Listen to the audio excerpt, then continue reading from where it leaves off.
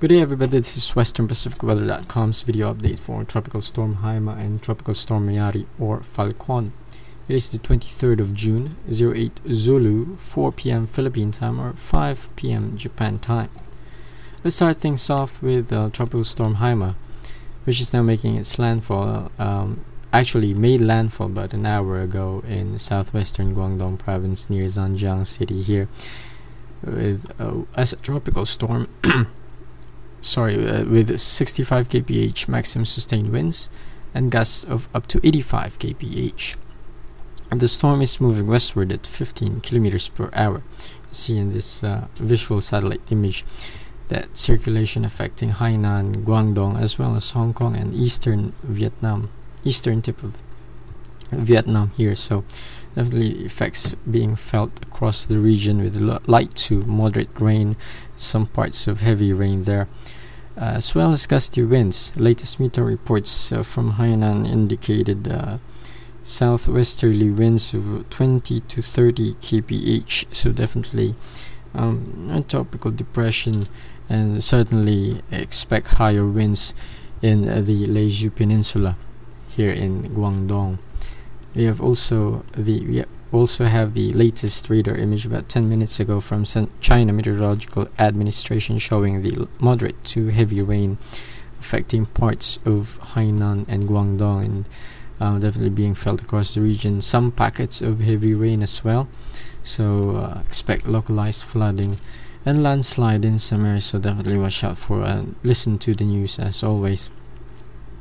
As I said before, the storm is now making its landfall, therefore the life of Haima is now beginning to end, and weather agencies as well as computer models are in very good agreement as to the track and the eventual dissipation of the storm. You can see here JTWC is warning at around 00 Zulu, showing that pass north of the Leju Peninsula here, moving towards northern Vietnam, and could hit Hanoi by Saturday morning. Well, they expect this to be a weak tropical depression by that time, dissipating storm by that time, so definitely not going to be bringing lots of damaging winds, although expect moderate flooding in parts of Vietnam in 2 days time. So be ready and watch out for latest warnings from your weather agency over there. And JMA also showing that general westward track towards northern Vietnam, albeit a little slower than JTWC. You can see that by Saturday morning in the vicinity of Hanoi. So this is just a personal forecast here, not an official one, but just showing that westward track in agreement with the agencies as well as computer models, showing that by Saturday morning should be within Hanoi at the time as a weak tropical depression and eventual dissipation in 2 to 3 days time. Moving on to the other news, other storm, you have Tropical Storm Meari or Falcon east of the Philippines, traversing the West Philippines, Philippine Sea over here in Western Pacific, located 660 kilometers northeast of Manila and 500 kilometers east-northeast of Casiguran, Aurora. Maximum sustained winds are now at 75 kph with gusts of up to 95 kph. The storm is moving northwestward at 25 kph, so accelerating northward there. I can see this very broad circulation, just large scale of the storm here, affecting parts of Luzon, Visayas, and even Mindanao.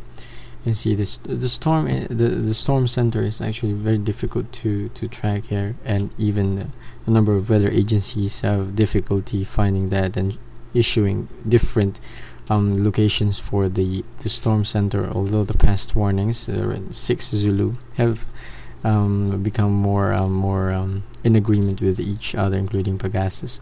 So definitely looking at that center over here, well east of the Philippines. However, because of the large scale of the storm, even parts of western Luzon and the central Visayas is feeling the effects of Meari or Falcon because of its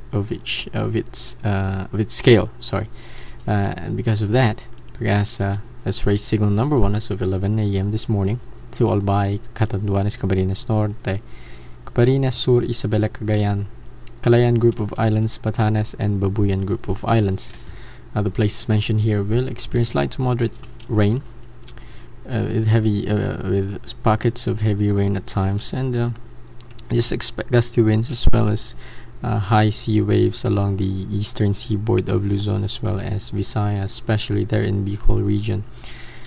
And here's the latest actually microwave image. You can see there's almost 2 sets of convection here, almost 2 sets of circulation actually. And JTWC has noted that multiple vortices surrounding the storm, all rotating within one center point. Here we've noted that before. You can see that high clouds and strong winds definitely impacting as well the eastern Luzon and into Visayas. So definitely the Philippines is not out of the woods in terms of effects from Meari. Damaging winds, probably not, although META reports from Clark and NAIA here in Manila reporting southwesterly winds of 10 to 20 kph, so still windy some parts of Luzon here, but not very damaging, not very alarming, but just be careful out there. The main threat for this storm will be the rain, including parts of Manila, low level areas there definitely experiencing because of the floods, as well as the high tide that has occurred yesterday and 2 days ago in parts of Manila Bay. So most of the areas there are flooded, including Valenzuela and Malabon, so just be careful out there. The storm, as I said before, having that very poor center signature here in microwave as well as in IR, because of mainly because of that northerly wind shear, but 20 to 30 knots actually north of that system in Luzon. It's definitely impacting and hampering the development of Meari. The storm is in a very good environment in terms of sea surface temperatures around 30 degrees Celsius, but wind shear definitely not helping the storm at all in terms of rapid intensification, although we expect it to intensify probably into a typhoon strength as early as tomorrow.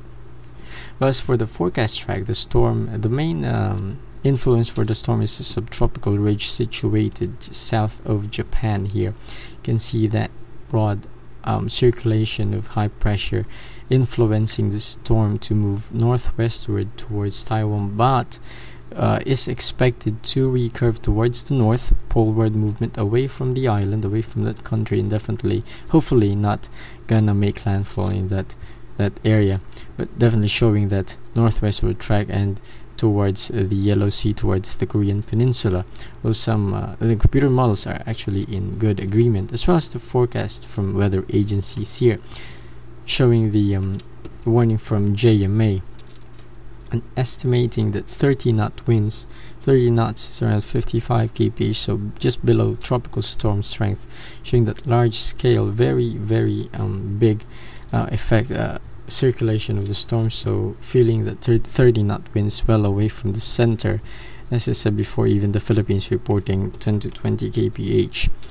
And for the forecast track, they are also showing that northwestward track and eventual track to South Korea early next week. And again, the agency showing track away from Taiwan, so no landfall, but as I said before, because of the large circulation, definitely gonna be feeling the effects there as well by Saturday. And also here in Okinawa, and the storm is gonna pass to the west of the island, well west of the island. The center is gonna be well away over there. However, because of the circulation, expect strong winds to be felt, and the high wave heights as well as heavy rain. Definitely we'll know more in a few days time because of the computer models, as well as the radar images from the Ryukyu Islands are going to be picking up the rain coverage of the storm. Also JTWC here from 00 Zulu showing that track and long range actually showing it making landfall in North Korea, just north of Seoul there near the border. So definitely going to be watching that. Also showing the track away from Taiwan and well away from Kadena here, just well west actually by Saturday morning. So no landfall according to these agencies and according to the computer models, except that it will transition into an extratropical cyclone early next week before hitting the Korean Peninsula, and yeah.